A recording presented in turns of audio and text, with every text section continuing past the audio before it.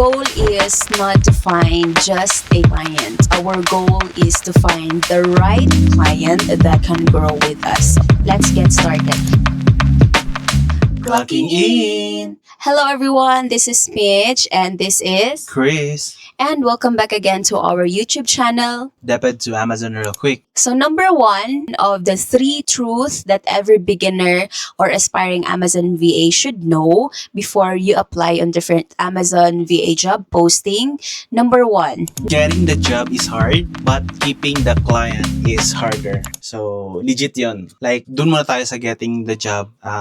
Kasi out of, let's say, 100 application na ginawa mo within a month, yung magre-reply dun is siguro less than 10, or let's say less than 15. Kapag sinuwerte ka, maganda yung portfolio mo, na-optimize yung CV mo, maganda yung profile mo sa job platforms, online job platforms. So, let's say 15 yung nag-reply. Out of 15 naman is yung makikipag-interview is siguro 5 or 4 or 3. Tapos, yung ma-hire ka is either wala or isa. So, ganun kahirap. Pero actually, mas mahirap mag-maintain ng client. Lalo na kung hindi enough yung skill mo or pangit yung work ethics mo. Like, yung mindset mo lang is, basta masahuran ako, matapos ng end of the month, okay na ako. Kasi kung ako nagtatrabaho or meron akong client, yung ginagawa ko is kailangan ko maka-earn or kailangan maka-earn yung business niya through sa akin more than sa amount na binabayad ng client sa akin. Like for example, $1,000 a month. So kailangan at least meron akong madalang $1,500 every month. At least yun. At least may kita si client $500. Ako meron akong 1,000 which is ako yung gumawa ng lahat-lahat na yun. So dapat ganun yung mindset. Hindi lang basta matapos yung work, ganun. Without thinking na yung product na sinubmit mo is matatang or merong IP claim. Tapos si client yung like i-return ni Amazon kasi bawal ibenta or hindi na mabibenta sa price na ideal kasi basta makasubmit lang. Kasi may mga client kasi na walang idea or hindi rin enough yung knowledge nila sa pag-qualify ng product. Like minsan nagtatrust sila sa isang VA na ganito, bili natin to kasi sinambit to ni Michelle or sinambit to ni Chris. Bili tayo ng 10 units or 15 units without knowing after 2 weeks nagtatank. Meron tayong client doon.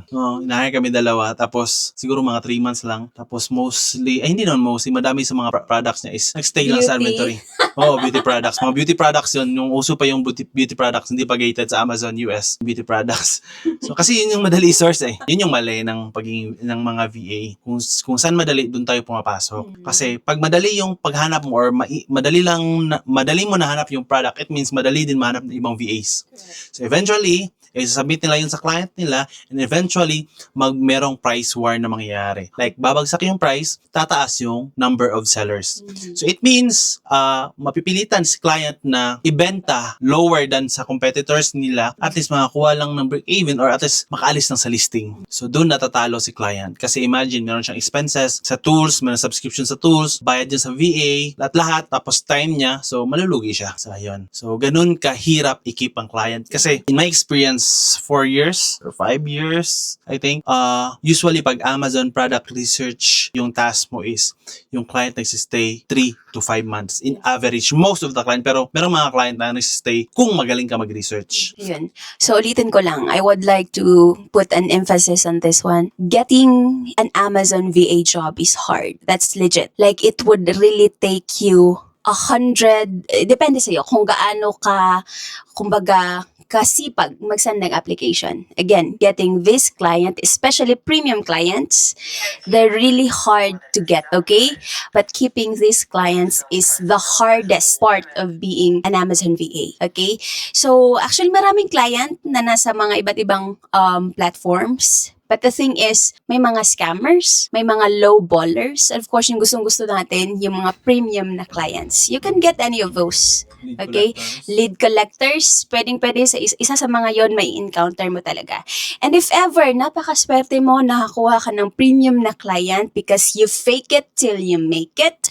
Now, the question is, can you keep that client? So, sabi ni Chris, the regular ones, na mga clients, Amazon clients, they will just like stay with you for like 3 months. Alam mo yung reason ba 3 months? Kasi usually lalabas yung mga errors mo or mga wrong buys mo after 3 months. Like hindi nabebenta after 3 months or meron ng mga reports, meron ng mga complaints, lalabas yun within at least 3 months. Ayun. Minsan nga, after 1 month or 2 months, meron na yan. Yeah, that's right. Kaya nga sinasabi nila, and palagi namin sinasabi sa mga live namin, yung pagiging Amazon VA, we should be data-driven. Tama? We should always rely on the numbers na makikita natin sa mga tools na ginagamit natin, not just with our own discretion. Na, okay, gusto ko tong product na to, then I will submit it. No. We have these tools na kailangan i-rely natin yung decision natin sa kanila. Because again, after months, kapag yung client natin, sinunod lang yung sarili nating desisyon kasi nga they trust us because we fake it till we make it, dun lalabas yung effect ng mga decisions natin na sa VA na pinagkatiwalaan tayo. So kung ganun nga, kung ginawa mo ngang fake it till you make it, make sure na kapag na-hire ka, you continue learning. Kasi gusto mong makip yung client, okay? Wala namang masama kasi, I mean, we have our responsibilities, we have bills to pay, we have family to feed. So, kahit fake it till you make it, kahit hindi siya masyadong magandang pakinggan, we do it because, we have our responsibilities. So, it's all up to you how you keep those clients. And if you did that one, keep learning para makip mo yung client na yun. Okay? Another one, how about speaking with the soft skills? Not just the output, okay? Yung point doon, give the output that the clients want you to give. Yun. That's one of how you can keep the client. What else? Ano pa ba? Sa palagay mo, for how many years naging Amazon VA, what are the other, factor bakit nakikip natin yung client? May concern ka sa business nila. Kasi parang tinitake mo na yung business niya is sa'yo. Ayun. Parang inaako mo yung business niya. So, let's say, bibili ka ng product ng ganito. What if ikaw, sarili mo yung pera, like amounting $200, then after that, wasting lang kasi hindi nabenta or mismatch yung product. So, yun. Parang dapat assume mo na sa'yo talaga yung business. Pangalawa din is, sa akin to na work ethics is, even though tapos na yung shift ko, kasi minsan kasi magkaiba yung yung time ni client, like maaga dito sa atin, gabi dun sa kanila. So minsan nagme-message sila like gabi na or madaling araw, kung yung phone mo naman is hinahawakan mo, why not mag-reply? Kasi usually sa era natin ngayon even though nasa CR dinadala natin yung phone, even sa pagtulog natin, yung phone natin sa gilid. Why not mag-reply lang? Tapos kung yung laptop mo is malapit lang din naman sa'yo, then open lang saglit, then reply. Provide yung information na need nila. Kasi, parang yun yung, ma-appreciate kasi ng client pag ganun, mabilis mag-reply, merong accountability, tapos, like, nilalab mo talaga yung business nila. Basta, well-paid ka lang. Yun din. Kagabi. Yung task ko is medyo magaan na, like, tinatapos ko lang siya ng 2 or 3 hours or less than done. So, ako na yung mismo nag-i-initiate or nagtatanong kay client, hey, ganito, do you have anything else na ipapagawa mo sa akin other than my task right now? So, if meron, let me know so that I can help. Parang ikaw na yung mismo nag-offer ba? Kung masyadong petics na naman kasi dadating din yun . So, try to ask them. Kasi unfair din naman kasi na nagbabayad sila ng buo pero yung work mo is hindi buo. Ayun. So, the point of Chris there is be professional. Have a good work ethic and be consistent. Yan din yung na-realize ko after years. Ilang taon na ba? 4 years, 5 years na pagiging Amazon VA. So, na-realize namin na first, we should have good work ethic. Okay? So, hindi porke we are, yun nga, isa sa disadvantage kasi actually, if you are a work from home. You are work from home, but you are expected to work anytime, even if you're in anytime and anywhere, even if you're in the CR, even if you're traveling, even if you're into something that is, an emergency. Kasi nga, maliban na lang talaga if it's, life and death. Siguro, para sa amin, yan yung work ethic namin ni Chris. Like si Chris, kahit saan, gaano siya ka-busy ngayong araw na ito, if there is something na may gusto si client na ipagawa, kahit gaano siya kapagod, kahit gaano siya ka-busy, kahit saan pa yan siya sa world, okay? Kahit nasa airport pa kami or ano ba yan dyan, kasi hindi alam ni client kung saan ka sa mundo ngayon. So, gagawin talaga ni Chris. Have that work ethic, good work ethic. Second one, be professional.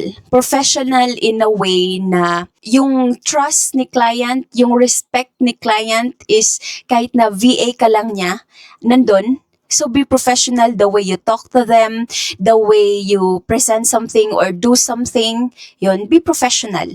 Be consistent. Consistent in communication, especially in communication. Kasi nga, di ba, you're not, having that face-to-face work relationship. Lahat is being done online.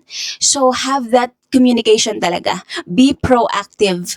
Yung sabi nga ni Chris, huwag ka na maghintay na yung client pa ang magsasabi sa'yo kung ano yung susunod na gagawin mo. If you know the next thing that will happen, then reach out. You reach out. It doesn't matter if it's a negative or much better if it's positive news, but you have to let the client know. Kasi yan sila, based on experience, they are all busy. Like itong pagiging, like for example, Amazon selling, there are sellers that it's their full time, but most of them, it's their side hustle. Sabi nga nila ng ibang mga clients namin, yung life nila sa ibang bansa, especially in US, like every day they have to grind. So every day they have to find money. Yun, kasi nga mataas yung cost of living there. So most of them, this is just their side hustle. So wala silang time para isipin lahat. Yung mga client namin ngayon, lahat nire-rely sa amin, especially kay Chris. So, parang ginagawa lang ni client, okay Chris, what's going on? Parang update na lang, ano ba, kumikita pa ba talaga tayo or something like that? Kasi wala talaga silang time para i-oversee lahat. So, on your end, to keep that client, be proactive, be professional, be consistent, and communicate very well.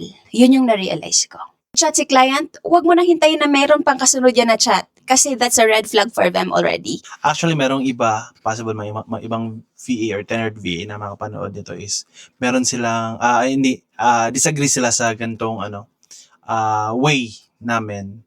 Kasi usually nangyayari yan sa mga corporate or sa mga agency na like, after dapat ng 8 hours, after ng time tracker is dapat wala na. Pwede mo nang hindi mo na kailangan mag-reply. Pwede ka mag-reply pero hindi mo kailangan mag-reply. You're not required. Yun yung practice. Pero kasi sa amin is direct client. Halos lahat. Merong isang nakasali. Kasi sa isip ko, during my shift, hindi talaga yung buo 8 hours na nakaupo ako at gumagamit ng mouse at keyboard. May mga time talaga dyan na petics. Like siguro, percentage ulit. Like 50% work, 50% petics na lang, like galaw-galaw na lang, hindi na full focus talaga, like pwede ka na manood ng Netflix sa gilid while working, hindi na lang as in focus. So parang para sa akin is doon na lang ako mababawi kasi hindi naman talaga 8 hours yung wino-work ko. So unfair naman, buo yung bayad nila is 8 hours. So in case sa mga outside my time bracket or outside my work, kung mag-chat sila or mag-message sila, why not mag-reply? Hindi naman nakakasikip yun. As long as hindi siya life and death situation, except kung tulog ka. Syempre kung tulog ka, hindi mo naman malalaman yun. So pero kung like vacant ka, nanood ka ng TV, na CR ka, nag-scroll ka ng reels, nanood ka ng drama box, why not mag-reply? Before we proceed to our next tip, please subscribe to our channel for more free tutorials on becoming an Amazon VA, okay? Pangalawa, We don't need to know everything before we apply. so obviously hindi natin malalaman lahat agad-agad even though nandun ka na mismo sa field. So hindi mo talaga malalaman lahat kasi I think most of the niche or mga work ng mga VAs, not only Amazon, is hindi mo talaga malalaman lahat. Kasi ang reason yan is progressive. Lalo na ngayon, meron na integration ng AI. So kahit kami na matagal na sa industry, we are still learning kasi kung hindi kami sasabay sa flow or sa progress ng industry na to is may iwan kami or mapapalitan kami. So yun, it's okay na hindi nyo talaga alam lahat. Even us, though parang kasi parang mapapasok kasi siya dun sa sinasabi nila na fake it till you make it. May disadvantage siya at meron din siyang advantage. Kasi yung disadvantage is parang lalo na yung mga nagfi-fake, like totally wala talaga. Siguro 10% lang yung alam nila. Nagpretend lang sila na alam yung work, pero nung pina-trial week na siya or yung pinatry na siya sa actual work, wala siyang output or pangit yung output. So masira yung imahe ng mga, lalo ng mga Filipino VA. Pero minsan na-apply siya, lalo na kung kasi isa sa mga importante, i-insert ko lang, isa sa pinaka-importante na skill ng mga VAs, i-general ko na lang, is yung adaptivity. So kung magaling ka mag-adapt, mabilis ka mag-catch up, so pwede mong i-apply yun somehow. Like siguro yung nalalaman mo lang is through theory or more on training training lang, sa video lang, wala ka talang actual, I think that's fine. Kahit sila siguro, hindi sila na-expect na like expert ka talaga. Kasi kung expert ka, ba't ka pa naghanap ng work ngayon? So siguro nasa malaking company ka na, parang ganun. So parang in the middle lang. So hindi siya pwede fake it like 100%. At least siguro mga 50 or 40%. Yun, fake mo lang yung 40% pero 60% is prepared ka. So nag-self-review ka, parang ganun. Nag-study ka to your tutorial or nag-enroll ka ng any courses. Ganun. You actually have a point on that, no? On my end, I wanted to share, no? Si Chris kasi yung nauna ang pumasok sa industry ng pag-VA. So, siya yung unang nag-resign and then ako, hinila lang niya, kumbaga, no? But of course, we talk about that before naman namin na pag-decidean na yun, mag-resign na lang sa pagiging DepEd employees. Okay, so, yun nga, number one, you don't need or we don't need to be like fully prepared or 100% prepared. You don't have to be a perfect Amazon VA bago ka mag-apply sa iba't ibang mga Amazon postings. Yan yung na-realize ko. Kasi sa amin ni Chris, si Chris kasi yung parang risk taker. Ako gustong-gusto ko yung organized muna lahat. Gusto ko yung, kumbaga, calculated yung mga decisions, yung mga actions. Siniisip ko pa yung mga pros and cons bago mag-decide talaga kung ano yung gagawin. And sabi nga ni Chris, gusto kong maging safe in everything na ginagawa ko. But then, na-realize ko na doon kasi papasok yung different opportunities. Yung sinasabi nila na ang opportunity, they only knocked once. Okay? So, we should grab that one. Yan yung natutunan ko kay Chris. At even though I'm not fully prepared, you don't have to be perfect. But you should be prepared enough para maging isang Amazon VA. And I always remember this one based on experience. Yung mga clients, hindi sila naghahanap nga ng perfect na VA. Most of them are looking for someone na hindi lang skills ang meron. They're looking for someone that has actually these soft skills. Ibig sabihin yung you are coachable, you are reliable, and you are like willing to learn talaga. Kasi yung iba't ibang mga sellers, iba't ibang mga client, they have a different like criteria sa hinahanap nilang VA. So wala nang perfect na VA. So most of the clients, they're the one who is training the VA para maging VA na gusto nilang maging VA nila. Ganon. So, sila talaga yung mag-train sa inyo. So, what you have to do is just prepared enough to be an Amazon VA, but you don't have to be perfect to be an Amazon VA. Yun siya. So, sa kay Chris, actually, yung kay Chris, yung first ever premium. Okay, ikaw na lang ang mag-share. Story time na lang kasi pagkaalala ko dati nung bago pa lang kami dito sa social media, siguro mga 3 months na parang konti pa lang yung videos namin. May mga madami-dami din yung nag-comment na, Sir, story time, sir, story time, sir. So, this is it na guys, story time, insert ka na lang. So, kasi, para sa mga beginners kasi ito, yung topic natin today. So, bali yung nangyari nung kakastart ko pa lang sa pagiging VA is, nag-start ako sa isang agency. So, sa agency is, sila yung nagtitrain pero hindi talaga as in-depth kasi yung way kasi ng agency is first basic. Then after doon is ipapartner ka na or i-prepare ka na sa clients. Then usually yung client is baguhan din. Sabay-sabay kayo matuto or mag-explore sa business. So yun yung sa agency na yun, yun yung setup nila. So bali yung nangyari sa akin is 3 hours lang. 3 hours lang yung bayad. Tapos ang nag-introduce sa akin is isang VA din. Head ko talaga na naka-assign para sa parang client relationship. So in-explain nila na ato si Chris may experience yun to. But actually wala naman talaga. So bali yung role ko lang is kailangan kong i-prove na or i-justify na alam ko tong ginagawa ko, which is hindi naman talaga, siguro around 30% or 40 or less siguro yung skill. So yun, 3 hours nang binigay sa akin. Ang nangyari nun is kasi yung task is sourcing, then yung marketplace is UK. Like napakahirap even now, kahit skilled na ako, napakahirap mag-source sa UK. Kaya yung criteria ng UK is medyo mababa compare sa ibang marketplace. So back dun sa story is 3 hours lang yung bayad pero tinatrabaho ko ng like 10 or 12 hours. Pero napakahirap kasi hindi ko pa din nami-meet yung ini-expect ni client. Kasi isa sa disadvantage nun is pagbaguhan yung client is masyadong idealistic, mataas yung expectation, gustong ganto without considering other factors ba ang tawag yan. Kasi sa Amazon product research is situational always yung product. Hindi siya naka-fix yung kung ano yung criteria, ganun talaga. Pero yung client kasi baguhan yon, as in napaka-fix nung hinihingi. Kaya wala akong nabigay talaga talaga na siguro meron konti lang, like below 5 leads talaga. Tapos umabot ako ng like more than 10 days sa kanya nag-work. And nakailang mura na din. Tinashtok ako kasi daw bato ako, ba't wala akong naibigay. Pero yung sa part ko, grabe yung effort na binibigay ko. Kasi gusto kong i-work out yung time na yun. So yun, eventually, hindi ako sinahuran kasi yung company rule ng agency na yun is pag hindi ako nakapag at least 1 month sa kanila is magiging thank you na yung bayad or sahod ko. Kasi parang agreement din nila sa sa mga clients nila is pag hindi na-meet yung expectation is hindi sila required na bayaran. So parang yung nag-gain ko lang doon is parang free training from the agency. Bali yun yung bayad sa akin at exposure din. So yun, yung sinabi ni Michelle is yung first premium client ko is after 2 months siguro or less than 2 months. Bali siya yun talaga yung nag-train, nag-love.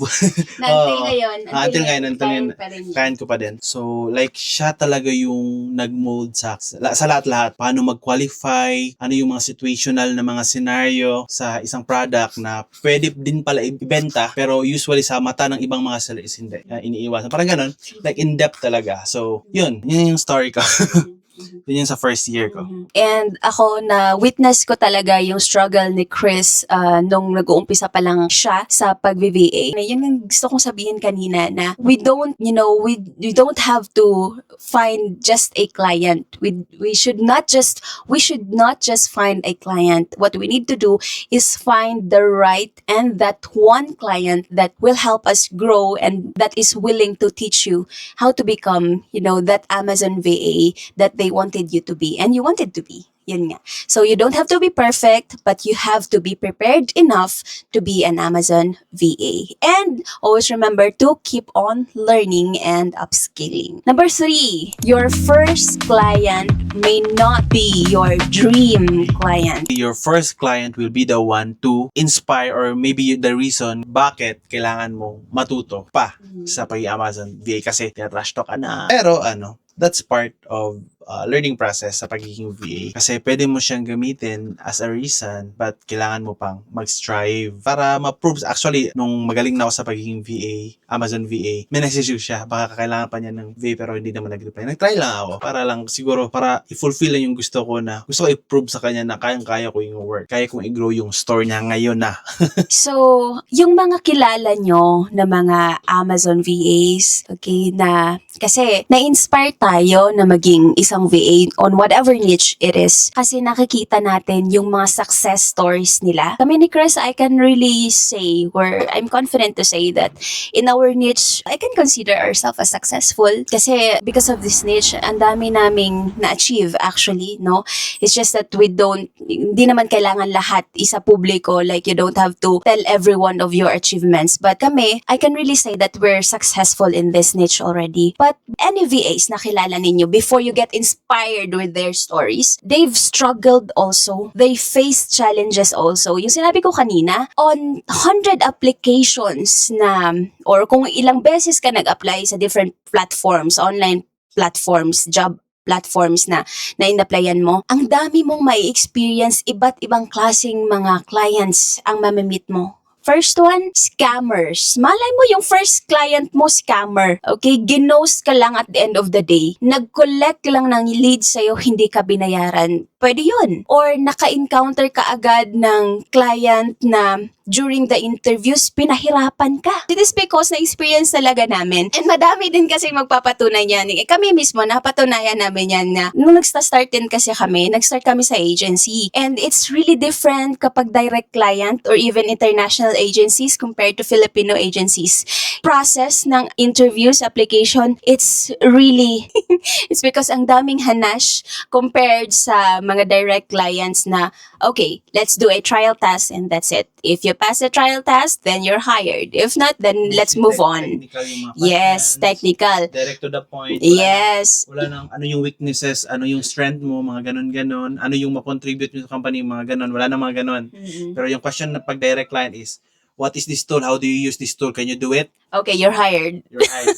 Ganun. But of course, ito lang ha, though many like agencies, Filipino agencies, ay ganon. The advantage naman is kapag na-hire ka sa mga agencies, ang daming mga training opportunities na ibibigay nila sa inyo. Connections ang ibibigay nila sa inyo. Hindi ka na maghihirap maghanap ng client. Ganon. Meron akong justify o meron akong isi-save kasi meron akong agency, first agency din na napasukan ko na until now, nandito ako. Iba sila sa mga agency na pasukan ko before, like they're caring, the department manager, the TL, masyadong caring, hindi toxic, yun yung pinaka like nangungumusta talaga, then hindi sila like madaming nire-require na mga unnecessary things, mga ganon, hindi sa tapos basta ibang-iba sila sa mga ibang agency, like kung meron kaming company or group meeting or department meeting, like enjoy lang, tapos merong mga icebreaker, merong pa Gcash, yung mga culture na like merong papagalitan during the meeting, sisigawan, wala. Like, wala. Hindi na ako na mag-resign sa kanila pero hindi ako pinaalis. Kasi yung reason is That's good you are. That's how good you are. Maybe. Yeah, kasi yung reason ko, ba't ako nag-resign? Kasi nagigilty ako. Nagigilty ako na hindi ko na-fulfill yung pagiging team leader ko, parang gano'n. So, pero hindi nila ako pinayagan na umalis sa company. Pero, sinabi niya, if you want, kung gusto mo lang na maging member na lang, okay, mas okay yan, basta wag ka lang umalis. Kasi may time din na kailangan din nila ng help ko kasi meron akong ibang bagay na nalaman na possibly sa mga baguhan is hindi pa nila nalaman. Parang on-call. Pero until now, meron akong work sa kanila. Ayan. Sa amin kasi ni Chris, si Chris yung tipo na, okay, it doesn't matter if you're a low baller. It doesn't matter if 4 hours lang yung ibibigay mo sa akin. It doesn't matter if papagalitan mo ako, if ano-ano yung sasabihin mo sa akin, kung anong mga bleep words na yung sasabihin ng client sa akin. Below the belt na yung mga wordings ni client sa akin. It doesn't matter sa kanya. Yan yung personality ni Chris. Like, sabi nga niya sa akin, ako yung opposite ng personality ni Chris in terms with dealing with the clients. So, si Chris wala siyang pili. Ako yung sobrang mapili. Na-remember ko last time, tulog siya, nag-chat yung client, it's about the salary. Si Chris, again, sabi ko kanina, it doesn't matter for him if you're a low baller as long as he's gonna get hired. Kasi nga sabi ni Chris, I cannot step back. Hindi ako pwedeng mag-step back because siya yung provider. I have to step forward, always step forward, go lang ng go. Ako naman, itong pakialamera, nireplyan ko yung client, I'm already a tenured VA, I want this kind of rate, blah, blah, blah, blah, blah, blah.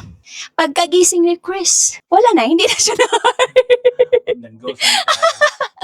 nang ghost yung client. It's a bad story for that. Okay. Matagal na yun, mga 2021, 2022 siguro yun kami nun. But my point there is, he's an opposite. So sa akin naman, in relation sa ating last na topic na, again, your first client may not be your dream client. Kasi again, you're gonna encounter different types of client. Ito lang, para sa akin. If you think, disregard natin kung ikaw yung klase ng tao na you really badly need a client, kailangan ng income na papasok kasi kailangan magbayad ng bills or whatever it is. So, go ka lang ng go. Ako naman yung klase ng VA na I wanted to have a client na same kami ng vibes. It depends on you. Okay? Kanya-kanya tayong way of dealing the clients, kung ano yung hinahanap mo sa clients, ganun. So, kung katulad naman kita, it's all up to you lang din. So, sa akin, kung hindi ko gusto yung client like the way he talk, parang wala ng respect, na even though, kahit naman VA tayo, we should have that respect. We deserve that respect. And gusto ko yung client na willing to teach, yung gusto kong may matutunan ako sa client. Ayoko yung passive lang na parang, okay, at the end of the day, I will just submit my work without communication. Pag nag-chat ka, wala man lang feedback sa'yo, ang yung output mo, wala man lang feedback kasi it seems like you're not growing. Ayoko ng ganon. And in terms naman sa rate, I have my own, like, yan yung palagi namin na pagdidiscussionan ni Chris. Ayoko yung feeling ko na nati-take advantage ako kasi in terms of work kasi, in terms of work ethic or output, I really make sure that my output is like solid as a VA ko, ano yung hinahanap mo. Then move forward to the next client. Yun lang naman yun eh.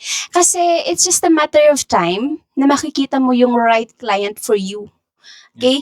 So, hanggat patuloy ka lang, don't be discouraged of the rejections, of the failures. Don't compare yourself to the achievement of others. Kasi again, those successful VAs that you see before all the sparkling posts on the social media with all the cars, with all the houses, with all the luxuries, they struggled also. They faced those challenges and encountered those different clients that you're also encountered along the way. So just wait for the right time. You will find the right client for you. Ganun kami ni Chris. Magkaiba kami, but at the end of the day, we meet into something. So saan kami nagmi-meet?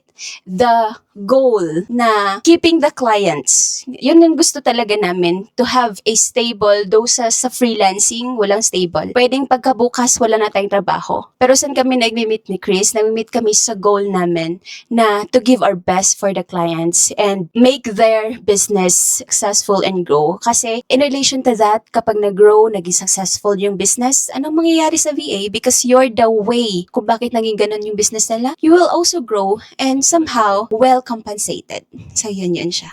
So those are the 3 things that you have to remember before you apply on Amazon VA job postings.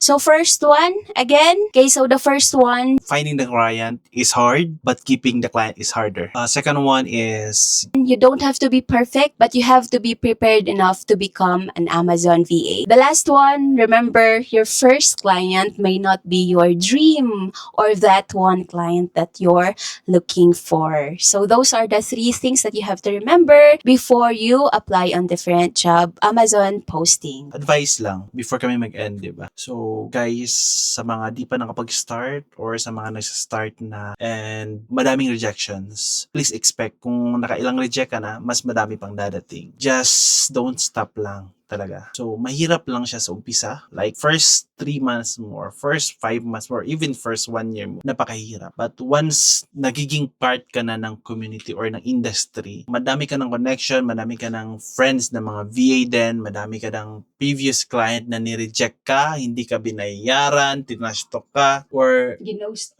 ginost ka, scam ka. in-scam ka. Real talk lang yan, guys. Napakahirap lang talaga sa una-una. Pero after nun, once maka-adapt ka, tuloy-tuloy na yan. Like, aabot kayo sa point na yung client na mismo na yung lalapit, or i-refer ka, or kung mag-a-apply ka, like, siguro hindi mo na kailangan mag-apply ng 100 applications. Kahit ma-apply ka na ng 10, merong papasok 1 or 2 na dyan. So, aabot kayo dun sa time na yon. Or, aabot din kayo dun sa time na yun na hindi nyo na kailangan mag-apply ng client. Kasi, high pay yung client, i-invite ka papunta sa US, which is nangyari din dun sa amin, pero Na-deny. na-deny ako sa Na-deny sa sa embassy. Hindi sa immigration. Sa embassy. Sa embassy. That's why we keep on traveling Soon. para ma-build yung credibility namin or yung passport namin. Maraming tatak para next mag-invite si client, madali na lang. Pero that's fine. So yun, dadating din kayo sa part na yun. For now, patibayan na lang ng puso. Expect the worst ng mga rejection. Though, minsan meron kasi ibang scenario na like, kailangan mo talaga ng pera. Kaya pasok ako sa pagiging VA is kasi hirap na nung time na yun. COVID, sirado yung business namin. Ayun. Walang pambili na. Walang pambili na gatas. Yeah, from Similac, bagsak to Bonakid. So, yun yung nangyari. So, kaya yun yung reason ko. But, kami pumasok sa VA at nag-risk. Yun, yung sabi ni Chris, kapag desperado ka na, kasi you really have to earn that money, there's no shortcut in becoming an Amazon VA. In any niche, there's no shortcut to be an experienced and well-compensated VA. You really have to undergo those challenges. Kasi again, it would take time for you to learn everything. Kami nga, for how many years of becoming an Amazon VA, there's so much to learn. Ang dami pang kailangang malaman. So, the thing there is, hanggang kailan mo kayang magsakripisyo Kasi again, before you become successful, you really have to undergo those challenges and struggles in becoming a VA, Amazon VA. Ito lang tandaan natin. We have to sacrifice, we have to lend time or give time learning the niche itself. So, yun lang guys. Always remember this one. Just be not just motivated. Have that, kung ano man yung situation mo ngayon, make this as your motivation. But in line on or in relation to that motivation, not just motivation, be disciplined. Now, whatever it is that you're facing right now, whatever the challenges, just keep moving forward. Be consistent in learning, and it's just a matter of time. You will find the client that you're looking for. So remember, skills can be learned. Like every day, just spend 30 minutes learning the niche. And then, after that one, don't expect na ma-learn mo yan lahat kasi iba rin yung experience kapag nagka-client ka. So, if you have that client already, ito na naman yung isipin mo. Experience can be gained. Gained where? In your actual client, in the field itself. Okay? And after that one, be consistent. Consistent in learning, consistent in giving good output, consistent in having good work ethic, be proactive. Yung sabi namin kanina, be professional, consistent in everything. So if you want more videos, tips, and tutorials about becoming an Amazon VA, subscribe to our channel. So again, this is Mitch, and this is Chris. And this is the Bed to Amazon Real Quick. That's it for today. Clocking out. Bye.